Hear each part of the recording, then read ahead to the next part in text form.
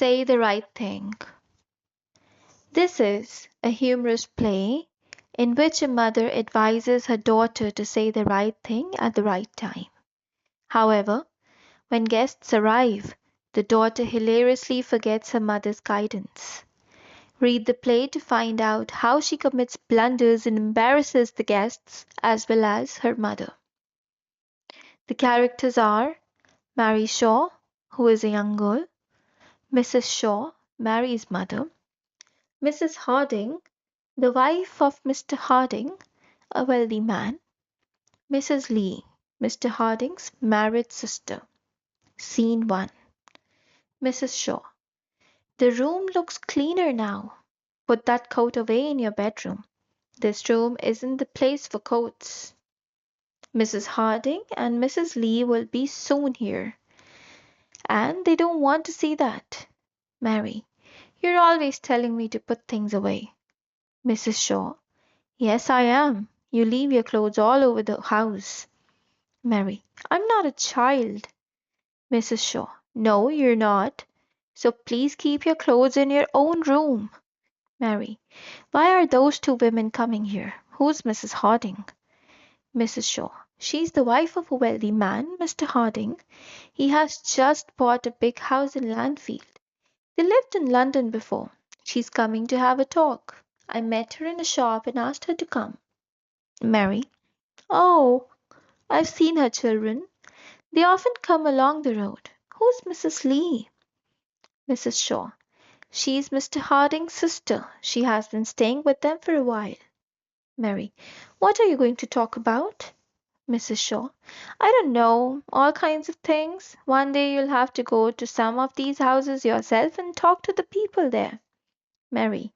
I can talk now. I've been able to talk for a long time. Mrs. Shaw. Yes, that's true. You always talk too much. But does anyone want to hear the things that you say? Mary. I can talk very well when I like. I'll stay with you today and talk to them when they come. Mrs. Shaw. Oh, I don't think so. You can go out for a walk. It will be better if you do that. Mary. Why? Mrs. Shaw. If you stay with me, you may not say the right thing. Mary. I know the right things to say. Good afternoon. How are you? And things like that. Let me stay today. I can do it very well. I'll show you. Anyone can talk. Mrs. Shaw. You may stay if you like, but take care. I want to know Mrs. Harding well. I want her to ask me to go to their house. There isn't much to do here in Landfield, and I want to know some more people. I want to make some friends here, so take care when you say anything. Mary. Tell me what to say. Mrs. Shaw. I can't tell you everything, but you'll always be right if you're kind to people. Say things that will please them. Then they'll like you, laugh a lot, and try to make them laugh too. And if everyone stops talking, say something to make them talk again. They don't want to sit here and look at the floor without speaking. Think of something to say.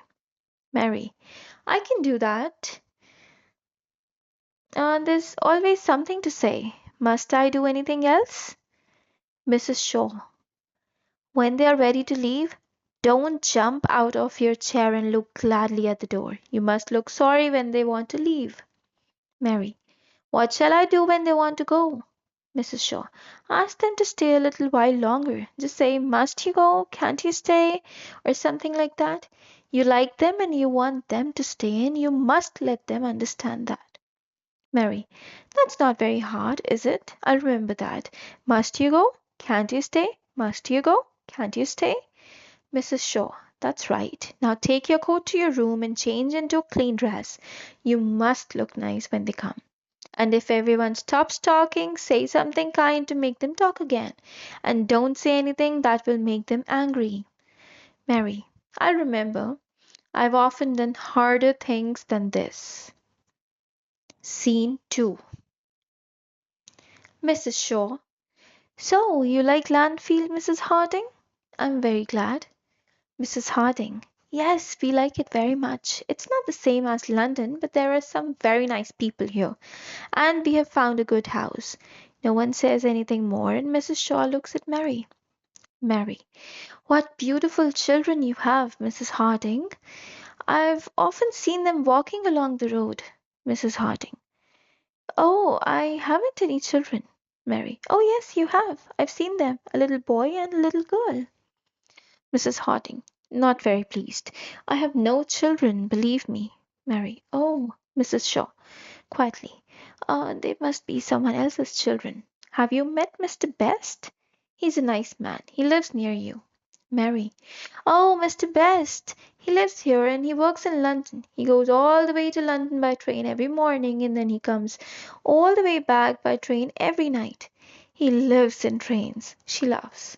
What kind of life is that? Why do people do things like that? They do not know how to live. And he reads two newspapers in the train every day. He never reads a book. But he's only a banker, and bankers can't think. Mrs. Lee. My brother's a banker. He goes to London by train every morning and comes back every night. He reads two newspapers in the train in the morning and another every night. Mary. Oh, I'm sorry. I didn't know. Mrs. Shaw. Bankers always have to read a lot of newspapers. Do you know Mrs. Best? She's a nice woman. I like her. Mary. But have you seen her clothes? She goes out in a blue dress with a red over it. She laughs. Mrs. Harding. I have a blue dress and I often put on my red coat at the same time. Mrs. Shaw quickly. I like blue dresses and red coats. No one says anything. Mary. I saw Mrs. Cotter this afternoon. I met her in the street. No one sees her in the morning because she always stays in bed then, and she's always asking the doctor to go to see her. I can understand women who stay in bed in the morning. And why must she always ask for the doctor? I've never been to a doctor in my life. Mrs. Harding. I stay in bed in the morning myself. Mrs. Lee. I often go to the doctor. Mary. Oh, I'm sorry. No one speaks. Mrs. Shaw. Do you know Mrs. Grantley? She's one of my best friends. Mary. But she's so talkative. Talkative women aren't very interesting, are they? Mrs. Lee. My mother's a very talkative woman. Mary. Oh, I'm sorry. I didn't know. No one says anything. Mary, looking out of the window. Oh, there is that dog again. It always looks very dirty. I don't like dogs. Do you? Who wants a dog? That dog's always near our house. Why do people keep dogs? Who wants a dog? Why doesn't its owner keep it clean? Have you seen it? Mrs. Harding, looking out of the window. Yes, I've seen it. That's Towser. It's our dog. Mary, with a red face. Oh, I didn't know. No one speaks. Mary, still looking out of the window. There's Mr. Pomeroy on his horse. He's always talking about horses. He rides a horse every day and practices shooting. Why must he do that? What have they done to Mr. Pomeroy? Why do some men like horses more than they like people? It's hard to understand men. Mrs. Lee. My brother practices shooting when he has the time, and he rides his horse when he can. He sold his house in London and bought a house here because he wanted to ride and practice shooting. Mrs. Harding, looking at Mrs. Lee. It's getting a little late. We must go now. Mrs. Shaw. It has been very nice to have a little talk. She looks at Mary. Mrs. Lee. Very nice. She looks at Mary.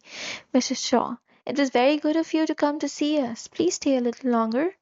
Mary, unable to say the right thing even now. Oh, must you stay? Can't you go? G.C. Thornley.